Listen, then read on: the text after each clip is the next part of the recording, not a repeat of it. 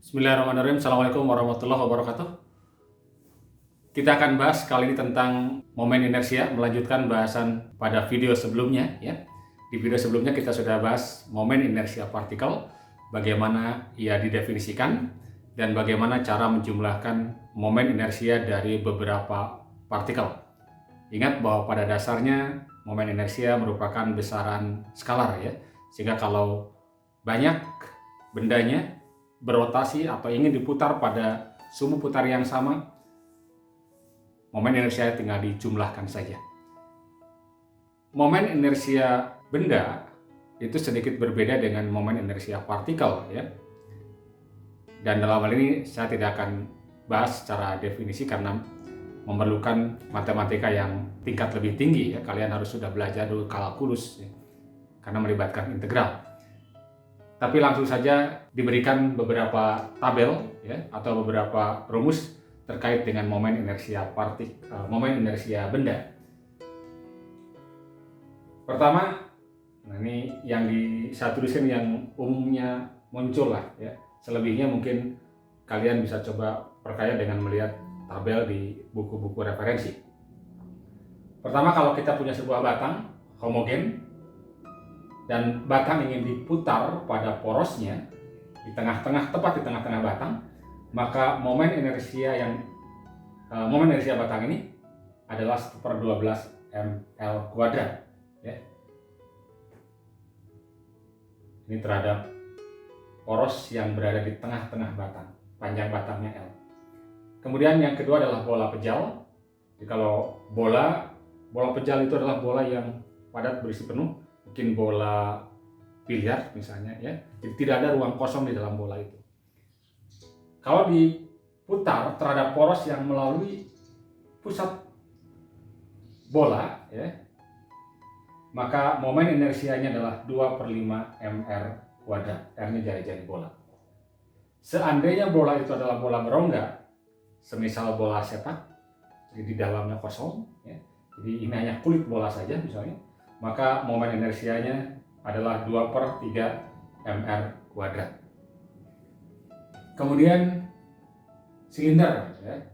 Silinder pejal berarti penuh tanpa ada rongga di dalamnya, maka inersianya terhadap poros yang tepat di sumbu silinder adalah 0,5 mr kuadrat.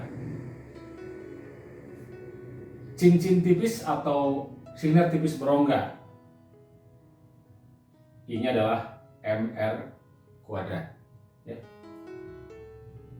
Untuk benda-benda ini ketika sumbu putarnya diubah, maka momen inersianya akan berubah. Untuk mendapatkan momen inersia yang baru, maka ada satu teori yang disebut dengan teori sumbu paralel. Jadi kalau misalnya ini bendanya, ini saya gambarkan bola misalnya saja, sebetulnya boleh apa saja, baik batas, pokoknya seluruh benda aja ya. Misalnya mula-mula sumbu putarnya melalui pusatnya ya, lalu digeser sumbu putarnya sejauh D berada di luar bola atau di luar benda, maka momen inersianya sekarang itu menjadi momen inersia ketika dia diputar terhadap pusatnya ditambah dengan M dikali D kuadrat. Oke, jadi sekali lagi bahwa ini adalah beberapa contoh momen inersia yang setidaknya kalian bisa hafal ya. Kita lihat contohnya. Batang homogen bermasa M dan panjangnya L. Tentukan momen inersia batang jika ia diputar dengan sumbu berada pada jarak 1/4 L dari pusat atau tengah-tengah batang. Yang kedua berada di ujung batang, di salah satu ujungnya ya. Untuk menjawab persoalan ini, maka kita harus tahu dulu berapa momen inersia batang kalau jarak porosnya berada pada jarak 1/4 L dari pusat batang. Kita tahu bahwa di tengah-tengah batang di tengah-tengah batang atau di pusat batang ya. Momen inersianya kita tuliskan untuk batang kan tadi 1/12 ml kuadrat.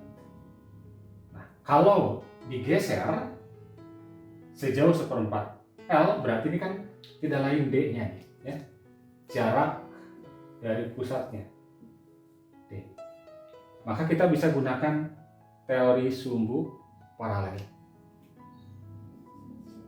Bahwa I pada jarak 1/4 L tinggal I pada pusat ditambah dengan M dikali dengan D kuadrat. Tinggal kita masukkan saja.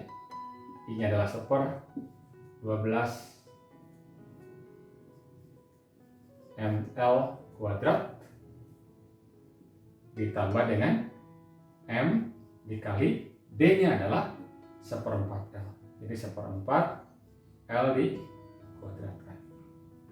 Kita akan dapatkan sama dengan 1/12 ml kuadrat ditambah dengan 1/4 dipangkatkan 2 berapa? 1/16 ya? 1/16 M, ini L-nya kuadrat juga. Berapa nih? Samakan dulu. Ini berapa? 48 ya? KPK-nya 48 ya. Supaya jadi 48 dikalikan berapa? 4. 4. Yang ini kalikan 3 ya. Jadi 4 plus 3. Telah selesai ya satu isian. 4 plus 3 berapa? 7 ya. 7. Berarti betul. ml kuadratnya jadi 7/48 ml kuadrat. Nah, bagian B sama juga yang digunakan rumus ini. I sama dengan I0 ditambah dengan M D kuadrat. Nah, karena sekarang di ujung batang itu jaraknya berapa dari tengah-tengah batang? Kalau digambarkan batangnya kan tadi begini ya. Nah, ini pusatnya, ini ujung batangnya. Nah, berarti jarak dari sini ke sini, kalau panjang batangnya adalah berapa? 1/2 L, gitu kan ya? Karena itu maka berarti ini sama saja dengan 1/12 ml kuadrat ditambah M dikalikan dengan 1/2 L dikuadratkan. Berarti 1/12 ml kuadrat ditambah 1/2 dikuadratkan berapa? 1/4 ya. 1/4 ml kuadrat. 1/4 itu berapa per 12? 3 ya. 3/12. Jadi 3 ditambah dengan 1, 4. 4/12. Bisa disederhanakan jadi 1/3 ya. 4/12 atau 1/3 ml kuadrat. Oke.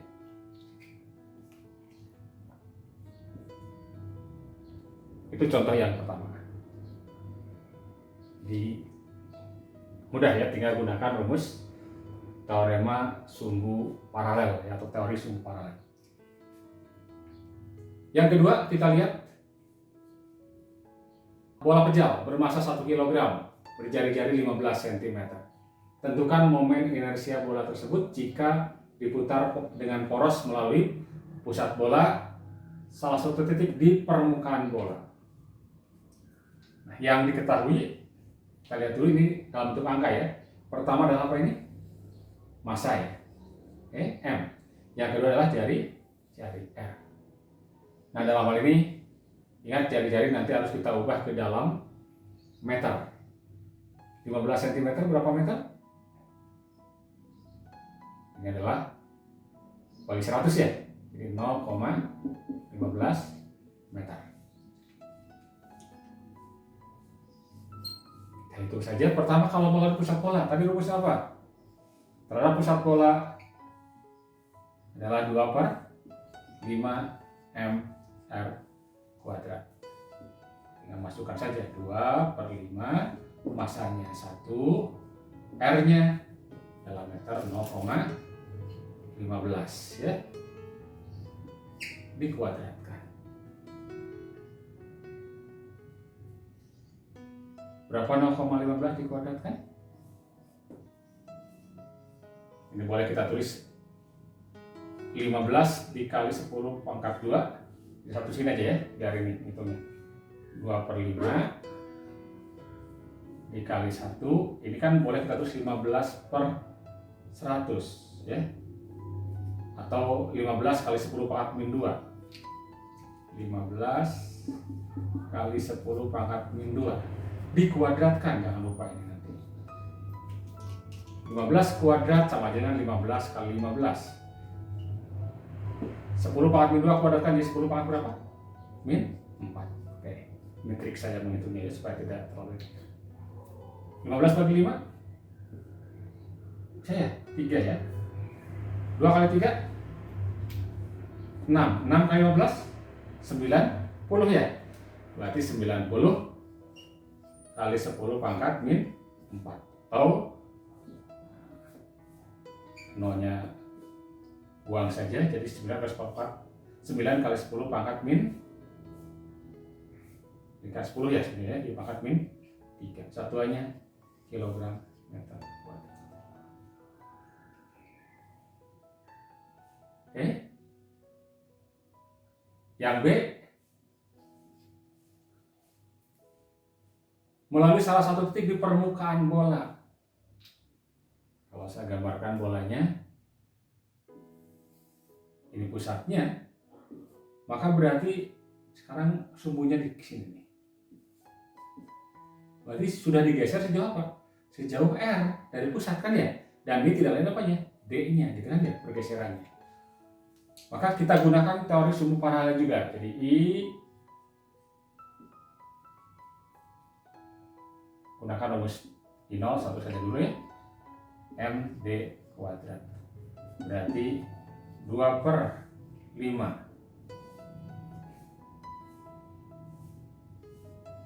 MR kuadrat ditambah dengan MD-nya adalah R kan ya? R kuadrat. Berarti berapa? Samakan penyebutnya kan 5/5 kan ya? 5/5 5 ditambah 2, 7 ya? 7/5 MR kuadrat. Kembali masukkan angkanya. 7/5 dikali M-nya 1, R-nya adalah, kita tulis saja lagi seperti ini ya, 15 kali 10 pangkat min 2 ya, pangkat 2. 15 kali 15 bagi 5 bagi 3 ya, masih ada 15. 3 kali 7 berapa? 21 ya. 21 dikali dengan 15 berapa itu? 5, 10, 21 315 ya. 315 kali 10 pangkat min 4, atau kita tulisnya jadi 3,15 ya, kali 10 pangkat, kalau digeser 2 berarti pangkat min 2 ya, min 2 kilogram meter kuadrat. Oke. Jadi kali ini kita hanya bahas momen inersia benda saja ya, bagaimana cara menghitung dan bagaimana pula kalau seandainya sumbunya digeser ya, sumbu ini. Nanti pada video berikutnya kita akan mulai masuk ke dinamikanya sendiri ya, jadi penggunaan hukum Newton untuk menyelesaikan persoalan-persoalan gerak rotasi. Baik, sampai di sini dulu. Semoga bermanfaat. Terima kasih. Assalamualaikum warahmatullahi wabarakatuh.